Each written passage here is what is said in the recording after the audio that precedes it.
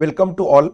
बघा बऱ्याच पोरांचं हा प्रश्न मला बऱ्याच पोरांनी विचारला की सर T+0 प्रणाली ही काय आहे. बरोबर, T+0 ज्याला म्हणतो आपण T+0. आज सगळ्या नॅशनल इंटरनॅशनल सगळ्या न्यूजपेपरमध्ये ओके ही इकॉनॉमीची न्यूज आहे, आपल्या सिलेबसचाच पार्ट आहे. ओके, काय आहे 2 मिनिटात समजवतो. बघा, ऐतिहासिक T+0 प्रणाली आजपासून. बरोबर, पहिल्यांदा काय सिस्टम आहे एकदम व्यवस्थितपणे बघून घेण्याचा आपण प्रयत्न करू. ठीक आहे, आता बघा आपल्या सिलेबसला बघा एक शब्द आहे ज्याला म्हणतात भांडवली बाजार. बरोबर, ज्याला आपण मराठी इंग्लिशमध्ये काय म्हणतो रे, कॅपिटल मार्केट. आणि कॅपिटल मार्केट म्हणजे काय की जिथं लॉंग टर्म म्हणजे दीर्घ काळासाठी बॉन्ड आणि शेअरची खरेदी विक्री होते. बरोबर, त्याला काय म्हणतात, काय भांडवली बाजार. समजली इथपर्यंत? आता बघा सिंपल म्हणजे मेन फोकस आपला काय असेल माहितीये का, की ही कन्सेप्ट समजणे. ठीक आहे, आता बघा भांडवली बाजारामध्ये ज्याला आपण म्हणतो बॉन्ड आणि शेअर्सची खरेदी विक्री होते. समजा आता एखाद्या कंपनीनं शेअर्स ओके विकले. आता शेअर्स विकले, शेअर्स म्हणजे काय, पैसे भागीदारीच्या स्वरूपात उधार घेणे. आणि बॉन्ड म्हणजे काय, तर पैसे व्याजानं उधार घेणे. भागीदारी म्हणजे काय, तर जेवढ्या प्रमाणात तुम्ही शेअर्स विकाल कंपनीला जेवढा प्रॉफिट होईल तेवढा तुम्हाला प्रॉफिट, जेवढा लॉस तेवढा लॉस. कळलं? आता समजा उदाहरणार्थ रिलायन्सनं शेअर्स विकले, तर साहजिक आहे पैसा हा कोणाकडे जाईल, रिलायन्सकडे जाईल. म्हणजे इथे लिहू आपण पैसा. बरोबर, मग हे जी विक्री आणि पैसा येणं हे जे प्रोसेस आहे म्हणजे खरेदी विक्रीची प्रोसेस आहे, यामध्ये बघा जसा रिलायन्सनं शेअर विकला त्याला पैसे मिळाले, तर ह्या विकल्यानंतर शेअर्स विकल्यानंतर जे पैसे रिलायन्सला मिळेल ते पैसे त्याच दिवशी या रिलायन्सच्या अकाउंटमध्ये ट्रान्सफर होईल. त्याला म्हणतात T+0. टी म्हणजे ट्रेडिंग, म्हणजे ज्या दिवशी ट्रेडिंग झालं त्या 0 म्हणजे त्याच दिवशी पैसे रिलायन्सच्या अकाउंटमध्ये येईल. समजलं आता? बरोबर.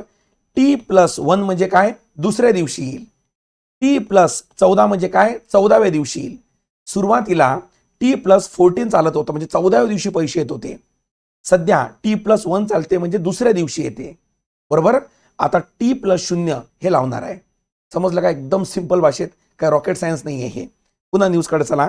ऐतिहासिक T+0 म्हणजे ज्या दिवशी तुम्ही समभाग विकले त्याच दिवशी पैसे अकाउंटमध्ये. ओके, उदाहरणार्थ त्याच्या उलट बघा, ज्या व्यक्तीनं शेअर्स विकत घेतले, समजा त्यांना शेअर्स पुन्हा दुसऱ्याला विकले, म्हणजे उदाहरणार्थ याला शेअर्स विकून टाकले, पैसा कोणाला मिळेल, या ज्यानं विकले त्याला मिळेल, याच्या अकाउंटमध्ये त्याच दिवशी पैसे जमा होईल. त्याला म्हणतात काय, T+1 प्रणाली. समजलं ना सोप्या भाषेमध्ये रे, काही रॉकेट सायन्स नाही आहे हे. ठीक आहे, थोडं अजून आपण पुढे जाऊ. यात बघा आता ही प्रोसेस कोणाची आहे, ही सगळी आहे ओके आपल्या कॅपिटल मार्केटची. आणि तुम्हाला माहित असेल भारतामध्ये एक असते कॅपिटल मार्केट आणि एक असते ओके मनी मार्केट. हे दोन्ही काय आहे, तर हे दोन्ही पण फायनान्शियल मार्केट आहे आणि आपल्या सिलेबसचाच भाग आहे. कंबाईनचा वित्तीय बाजार बघून घ्यायचा किंवा वित्तीय संस्था बघून घ्यायचा. ठीक आहे, यात बघा मनी मार्केटला नियंत्रित करण्याचं काम हे RBI करते, तर भांडवली बाजाराला नियंत्रित करण्याचं काम security and exchange board of India म्हणजे कोण करते, सेबी करते. ज्या सेबीची स्थापना 1988 मध्ये झाली आणि 1992 मध्ये सेबीला वैधानिक दर्जा दिला. ठीक आहे, पर्यंत 88 ला स्थापना आणि 92 ला काय, वैधानिक दर्जा. ती सगळी या भांडवली बाजाराची नियंत्रक किंवा रेग्युलेटरी आहे. भांडवली बाजार म्हणजे काय, जिथं दीर्घ काळासाठी पैसे उधार दिल्या जातात किंवा घेतल्या जातात. समजली इथपर्यंत? सुरुवातीला काय होणार आहे माहितीये का, हे पायलट बेसवर आहे. फक्त 25 कंपन्यांचे समभाग हे म्हणजे चेक करणार आहे सुरुवातीला. बरोबर नाही का? आणि नंतर मग याची मर्यादा हे वाढवणार आहे. बघून घ्या इकडं. आणि याच्यामुळे काय होईल, काय रे पुरो, T+0 मुळे मला सांगा पारदर्शकता वाढेल. कारण जेवढे दिवस जास्त पैसे यायला लागेल आणि मधामध्ये काही गडबड झाली तर काय करणार आहे कोणी. त्यामुळे नव्या प्रणालीमुळे समभाग खरेदी विक्री प्रक्रियेत गतिमानता येण्यासह असा व्यवहार करणाऱ्या गुंतवणूकदारांना त्याच दिवशी पैसे मिळतील. आता समजायला लागलं, कन्सेप्ट समजली की पोपटासारखी न्यूज समजायला लागते बरं का, ती इंग्लिशमध्ये असो की मराठीमध्ये असो. आज मुद्दामून मराठीमध्ये न्यूज आणली मी तुम्हाला. ठीक आहे, ओके चलो.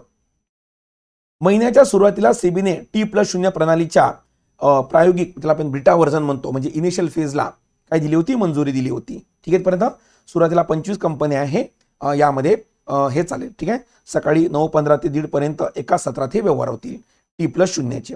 ठीक आहे, पर्यंत कोणत्या 25 आहे विचारल्या जाणार नाही, पण माहीत पाहिजे असेल तिथे दिलेला आहे, एक वेळा वाचून घ्यायचा.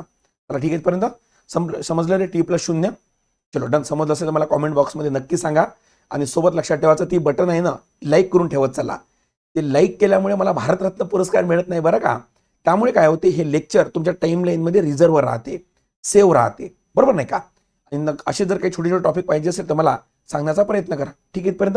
आणि अजून सूचना होती, आपल्या जे टोटल आपले यूट्यूबचे आपले जेवढे कार्यकर्ते आहे त्यातले अजूनही 58% कार्यकर्ते असे आहे की ज्यांनी चॅनल सबस्क्राईब नाही केलेलं आहे पण बघतात.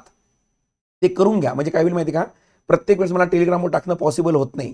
आणि म्हणजे मी कुठेही राहिलो, समजा आता स्टुडिओमध्ये राहिलो किंवा लेक्चर हॉलमध्ये राहिलो, तर मी लगेच अपलोड करून तुम्हाला नोटिफिकेशन पण येईल. ठीक आहे, चलो. जर फायदा होत असेल तर सबस्क्राईब करा. ओके, चलो. Okay, thank you.